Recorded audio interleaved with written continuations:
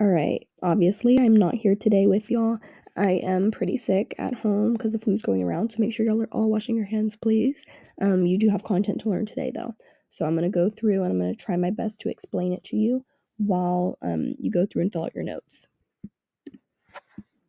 You're going to have to bear with me. I'm losing my voice here, but make sure everybody's on their best behavior. If anybody's name is left by the sub, I will be calling home, no exceptions, so be on your best behavior. All you have to do today is complete the notes with me. I'll walk you through these slides, fill them out. You should grab that paper when you come in. If you did not, make sure you get it done. I'm going to check when I get back, and then fill out or complete the quizzes. It's only 9 questions, so I know your notes are a little bit lengthy, but make sure you finish both of those things. And if you choose not to do your assignments, you will not be able to replace the grade, and I will not be reteaching you this. Make sure you are getting your work done while you were there. All right, so today you are starting the reform era, and reform just means change. That's your first vocab word. It says to change something to make it better. So think about all the different troubles that are going on in society. You want to change them to make them better. So you're going to learn about 4 different reform movements today. Abolition is something you're going to learn later through the week. That means ending something, or in this specific case, we tie it to ending slavery. So we're going to learn about trying to end slavery later. Okay, union is an organization of workers who collaborate to improve their working conditions. So think about it, if a union gets together, they are fighting together to try to make change in the workplace. And then transcendentalism. This one is actually a really tough word. There's 3 beliefs. I'm going to try to keep it just at those 3 beliefs. People should think for themselves, connect with nature, and trust their inner feelings. So this is kind of like a mental state that we're going to learn about. All right, I'm going to be quick on this slide. This is called the antebellum period. All you need to know is this is another way of referring to the Civil War era. Okay, so this is a period before the Civil War. See how we have early antebellum and late antebellum? We also, at the bottom, we can see it starts off in the 3rd president, Jefferson. Look at his symbols. That's a refresh. We then go to Madison, president number 4. We got his War of 1812 symbol. Then we go to Monroe, 5th president, and he has Monroe Doctrine, era of good feelings. We got Jackson. He has that STINKS acronym. Then we move into westward expansion. That's President Polk, and we're trying to get from Atlantic to Pacific. And then we finally are over here in sectionalism. So you're going to learn about this soon, and it's just the divide between North and South, and we call this the late antebellum period. All right, so we have 2 images, and we have a prompt. It says, what do you think is being depicted? So this is obviously teaching you something we're about to learn about. So I want you to take a second, find the box on your paper. It's the first box, and you're going to just write, what do you think you're about to learn about? Give me like 2 bullet points or something. What do you think is being depicted? I'll give you a second here. Make sure you write it on your notes. All right, so this is the first set of images. You can pause it if you need to.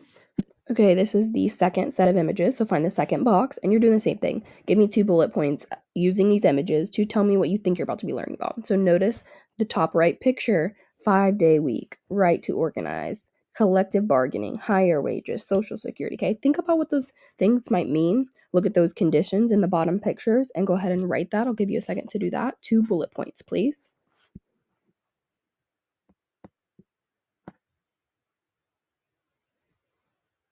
All right, and last section here, we got a little political cartoon newsletter looking thing, and we have some living conditions. Okay, so what do you think is being depicted here? Give me 2 bullet points.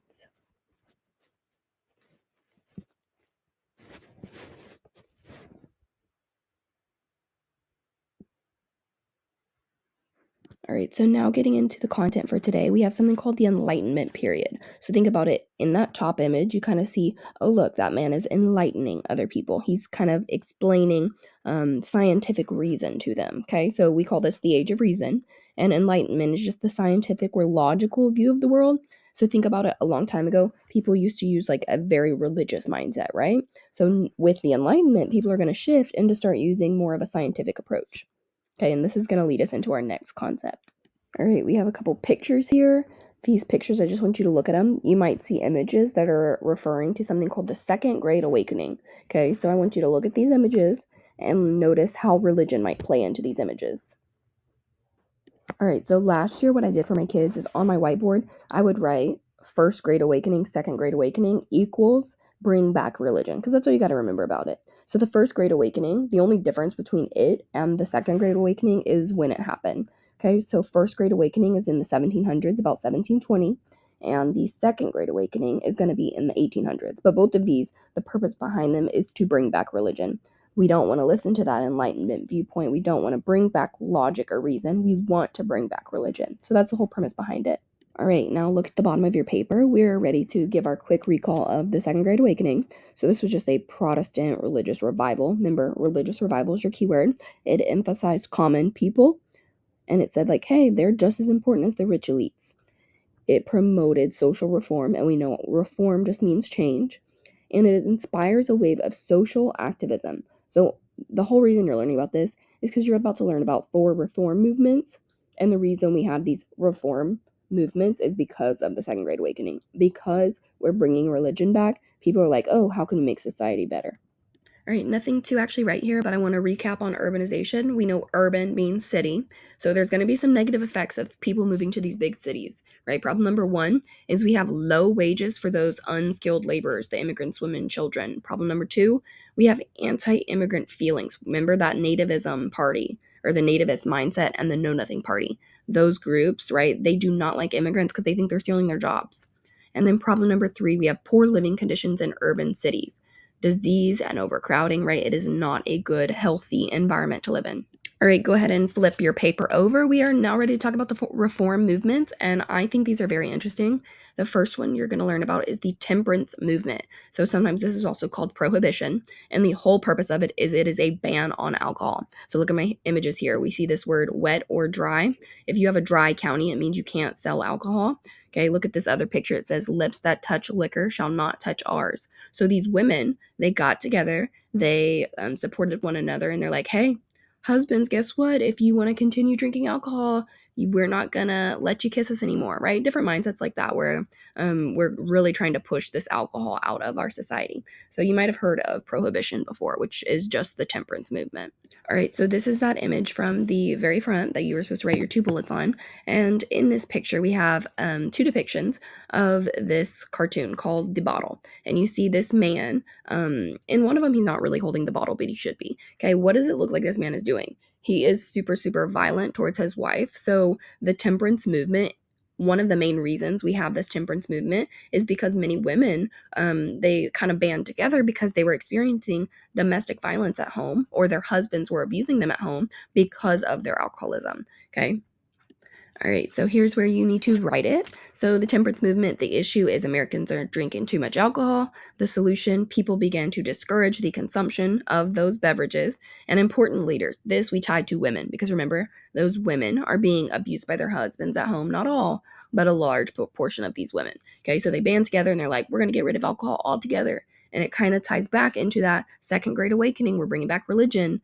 And in the Bible, I guess, right? It's telling you, hey, we should not consume alcohol. So they're using the Bible, they're using this trauma they're experiencing at home to kind of promote this temperance movement.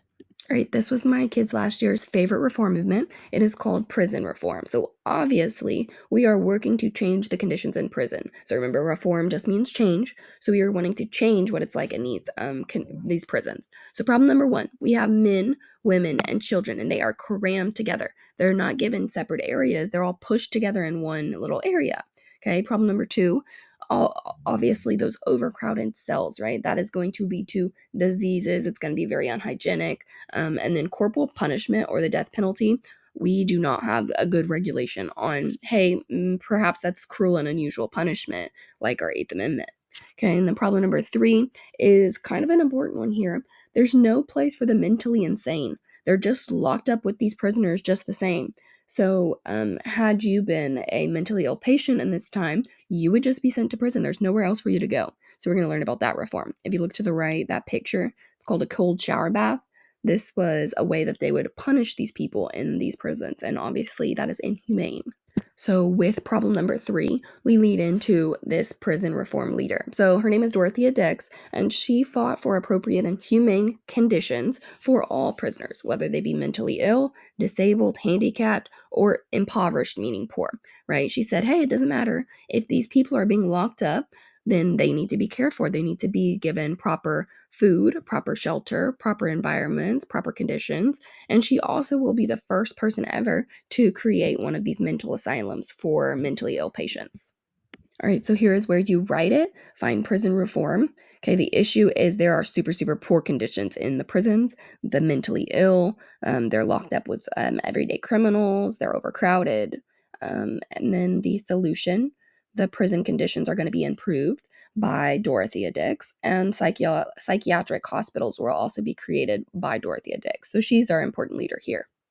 All right, you are almost done. Sorry for this lengthy day you've got, but next up is the labor reform. And we know that labor, it is not talking about giving birth. Labor just means work. So we're going to have work reform, work change. So those conditions, think about the factories. Those conditions were awful for those children, for those immigrants and women. So people start to go on strikes. People start to form unions. And all that means is these people are trying to fight back about their working conditions. So problem number one here, one thing they're fighting about is the length of the workday. It's too long. People don't have breaks, right? It is unfair working conditions.